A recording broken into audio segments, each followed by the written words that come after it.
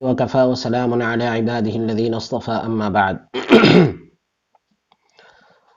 اللہ تبارک و تعالی نے اس امت کو ایک بہت بڑی ذمہ داری دی ہے، اور وہ ذمہ داری یہ ہے کہ حضرت محمد صلی اللہ علیہ وسلم کے کام کو اور آپ کے پیغام کو پوری دنیا کے سارے انسانوں تک پہنچانا اور آپ کے پیغام کو پوری دنیا میں پھیلانا، یہ اس امت کی ذمہ داری ہے۔ جب اللہ تبارک و تعالیٰ نے اس امت کو یہ ذمہ داری عطا فرمائی ہے تو اس کے ساتھ ساتھ اللہ تعالیٰ نے اس امت کو ایک اور ہتھیار بھی عطا فرمایا ہے جس کو ہم کہتے ہیں دعا کا ہتھیار۔ اللہ تبارک و تعالیٰ نے اس امت کو دعا کا ہتھیار عطا فرمایا، اس لیے اللہ کے رسول صلی اللہ علیہ وسلم نے ایک حدیث کے اندر فرمایا الدعاء سلاح المؤمن، کہ دعا مومن کا ہتھیار ہے۔ دعا کی اہمیت اور اللہ تبارک و تعالیٰ سے مانگنے کی اہمیت کا اندازہ ہم قرآن پاک کی اس آیت سے لگا سکتے ہیں جس میں اللہ تبارک و تعالیٰ نے فرمایا وَقَالَ رَبُّكُمُ ادْعُونِي أَسْتَجِبْ لَكُمْ، اور تمہارے رب نے یہ بات ارشاد فرمائی کہ تم مجھ سے دعا مانگو، میں تمہاری دعا کو قبول کروں گا۔ پھر آگے اللہ نے فرمایا ان الذین یستکبرون عن عبادتی سیدخلون جہنم داخرین، جو لوگ میری عبادت سے تکبر کرتے ہیں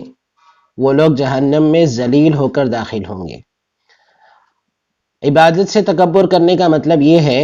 کہ اللہ تبارک و تعالیٰ نے دعا کو عبادت فرمایا ہے، اور عبادت سے تکبر کرنے کا مطلب جو لوگ دعا نہیں کرتے، جو لوگ دعا نہیں کرتے ان کے بارے میں اللہ نے فرمایا کہ وہ لوگ جہنم میں ذلیل ہو کر داخل ہوں گے۔ مطلب یہ ہے کہ دعا کرنا ایک عبادت ہے، جس طرح سے نماز ایک عبادت ہے ایسے ہی دعا کرنا بھی ایک عبادت ہے۔ اسی لیے اللہ کے رسول صلی اللہ علیہ وسلم نے بھی یہ بات ارشاد فرمائی کہ الدعاء هو العبادہ، کہ دعا ہی عبادت ہے۔ اور ایک حدیث میں آپ نے فرمایا الدعاء مخ العبادہ، کہ دعا عبادت کا مغز ہے۔ تو دعا عبادت کا درجہ رکھتی ہے، جس طرح سے بندے کو نماز پڑھنے پر ثواب ملتا ہے، صدقہ کرنے پر ثواب ملتا ہے، اسی طرح دعا کرنے پر بھی ثواب ملتا ہے۔ تو دعا کی بڑی اہمیت ہے، اس کی بڑی فضیلت ہے، اللہ تبارک و تعالیٰ نے اس کو عبادت فرمایا ہے۔ تو اگر ہم دعا کرتے ہیں تو اس کا مطلب یہ ہے کہ ہم اللہ تعالیٰ کی عبادت کر رہے ہیں۔ تو ایک طرف تو دعا کرنے پر اللہ کی عبادت کا ثواب ملتا ہے، دوسری طرف دعا کرنے پر اللہ تبارک و تعالیٰ بندے کی دعا کو سنتے ہیں اور اس دعا کو قبول بھی فرماتے ہیں، اور بندوں کی حاجت بھی اللہ تعالیٰ پوری کرتے ہیں۔ تو دعا کرنے سے انسان کو دوہرا فائدہ ملتا ہے۔ ایک فائدہ تو یہ ہوتا ہے کہ وہ جب تک وہ دعا میں لگا رہتا ہے تب تک وہ عبادت میں لگا رہتا ہے، اور اللہ تبارک و تعالیٰ اس کی دعا کو چونکہ ضرور سنتے ہیں، اگرچہ سننے کے طریقے اللہ تبارک و تعالیٰ کے الگ الگ ہیں، انشاءاللہ میں اگلی ویڈیو کے اندر ان طریقوں پر بحث کروں گا۔ تو اللہ تبارک و تعالیٰ ہر بندے کی دعا کو سنتے ہیں، ہر بندے کی دعا کو قبول فرماتے ہیں۔ یہ اور بات ہے کہ قبولیت کے طریقے اللہ کے پاس مختلف ہے، اس وجہ سے ہم کو ایسا لگتا ہے کہ ہماری دعائیں قبول نہیں ہوتی، حالانکہ ہماری دعائیں ضرور قبول ہوتی ہیں۔ اس لیے بندے کو ہر حال میں اللہ تبارک و تعالیٰ سے دعا مانگنی چاہیے،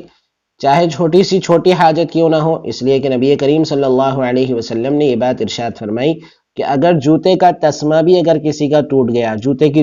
جو ڈوری ہوتی ہے، آپ نے فرمایا کہ اگر وہ جوتے کی ڈوری بھی کسی کی ٹوٹ گئی تو وہ ڈوری بھی اللہ تبارک و تعالیٰ سے مانگے۔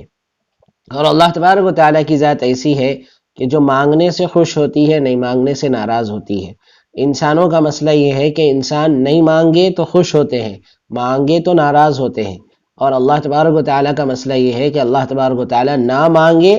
تو ناراض ہوتے ہیں، اور مانگا جائے تو اللہ تبارک و تعالیٰ خوش ہوتے ہیں۔ اس لیے جو ہے ہم دعا کی اہمیت کو سمجھیں اور دعا کو اپنی زندگی کے اندر شامل کریں۔ ہر چیز میں چاہے ہم کو چھوٹی ضرورت پیش آ جائے، چاہے بڑی ضرورت پیش آ جائے، چاہے کوئی بڑی مصیبت ہو یا چھوٹی مصیبت ہو، ہر حال میں اللہ تعالیٰ کی طرف رجوع کرنا چاہیے اور اللہ تبارک و تعالیٰ سے دعا مانگ کر اپنی ضرورتوں کو پورا کرنے کی کوشش کرنی چاہیے۔ اللہ تبارک و تعالیٰ کہنے سننے سے زیادہ عمل کی توفیق عطا فرمائیں۔